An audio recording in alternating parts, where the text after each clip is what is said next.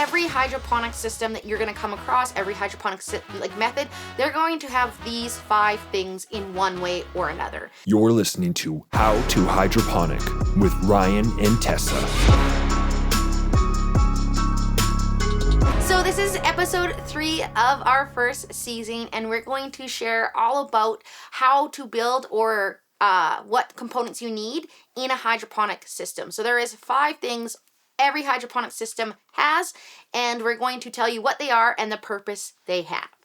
Now we're going to go into much more detail about each one of these, and this is just basically an overview of each piece.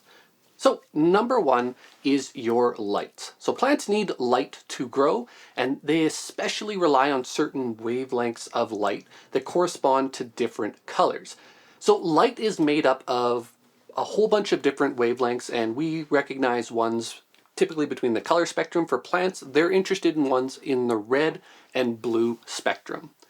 So it doesn't matter where the light or these wavelengths come. It can come from the sun or a grow light, as long as they're in the proper spectrum that the plant can use to grow.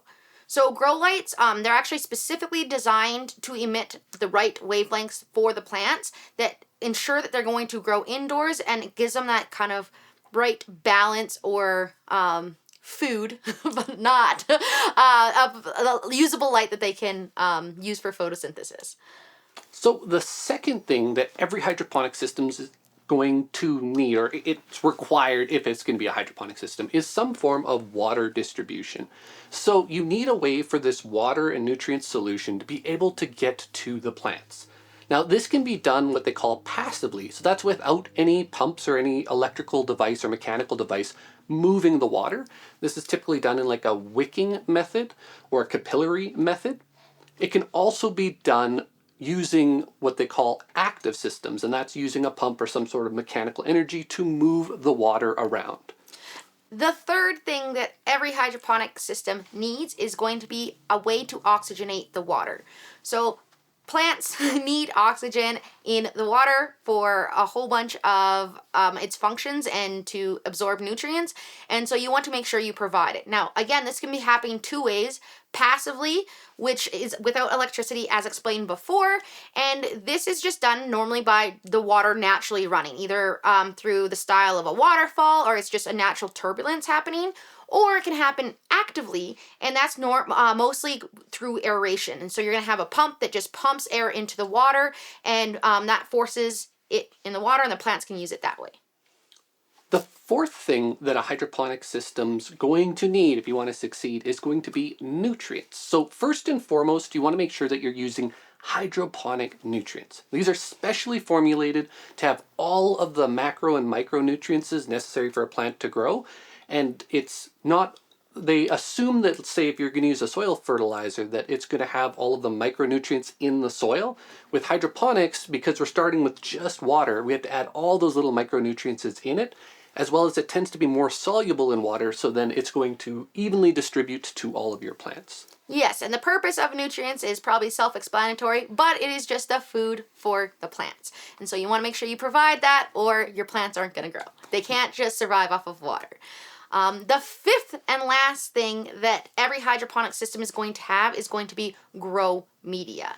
And the grow media, it's going to provide stability for the plant, as well as it holds in place the seed. So as it grows, it's going to kind of provide the proper water to nutrients and oxygen ratio, which is just, again, helping the plant stay in a place. It kind of acts like soil in how it holds the plant, but unlike soil, which is where the plants get their nutrients from, your grow media is completely inert. It has no nutrients in it. Yeah, there is 3 of the most popular ones we're going to go into, and we're just going to kind of go over the pros and cons of each. And so if you guys dive into this, the first one that you're going to probably come across and most common is rock wool. And rock wool is great because it just it's antifungal, antibacterial. It's really easy to use. It's widely available, and that's like the pros of it. The cons of it is it's not biodegradable. And so because it is made up of rocks that are just like spun out like cotton candy, it doesn't break down. So that can cause some problems for people that want to be more sustainable or care about biodegradation. But again, it's a great option. So another common media that you'll start to see is going to be expanded clay pellets. Some of the pros to these are they are reusable. So after you've grown with them, you can just clean them up again and use them over and over. So it makes them pretty cost effective, even though they're usually a little bit higher cost to start off than say one of these ones that are kind of one-time use. Some of the cons would be that they get to be pretty heavy because you need quite a few of them. They're heavier compared to like a light rock wool or something like that. And you have to transplant your plants into them. So you can't start from seed in these clay pellets. You have to have a full plant that you're able to put into a cup or something and then use these clay beads to kind of hold the plant. And it is a bit more expensive than some of the other media options.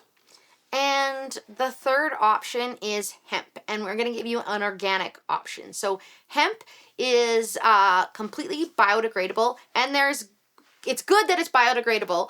The con of it being biodegradable is it will break down into your system if you're going to have it for long periods of time. So if you want to grow a plant and have it into your system more than a month, you're going to have the hemp break down and it's going to dirty your system and cause a lot of other problems. So it's great for short-term plants, month-old plants that are going to last into your system.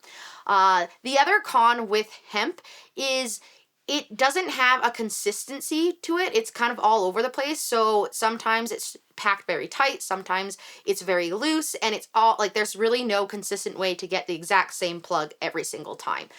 So it just kind of, it's a balancing act. Sometimes you're gonna have to throw out more than you can use, but it is an option if you want to have a biodegradable option. Right, and really a lot of this media choice kind of depends on what your needs are and your environmental concerns, but they all work very, very well. They're just those cons and pros to each one of them. So kind of just wrap up everything. Every hydroponic system that you're going to come across, every hydroponic method, they're going to have these 5 things in one way or another. And that's, they're going to have light, a grow light, if it's indoors. Yeah, if it's indoors. If it's indoors, it's going to have a water distribution method. It's going to have an aeration, whether it's natural or active. And then it's going to have nutrients and grow media. So in this episode, we dropped a few of the different types of things that are going to be in every type of hydroponic system. In our next episode, we're actually going to be going into now how each one of those makes different hydroponic systems and go into the pros and cons of different hydroponic systems. So they all have these 5 things. You do them in different ways, and that's where all the different hydroponic methods kind of start. So we're going to go through kind of the most common ones into the next episode, and that's going to set you up so that you can pick the one that's going to fit your lifestyle the best. As well as we're also going to give you guys a way to determine what system is going to fit your unique lifestyle and how to pick it. So make sure you check that one out. Yes, so if you like this information, you like what we're talking about, be sure to check out our book, which you can find on our website, which is hopeinnovation.ca. If you don't mind, give us a like, give us a subscribe, follow us, and let your friends know all about us so that you can help us grow so that we can help you grow.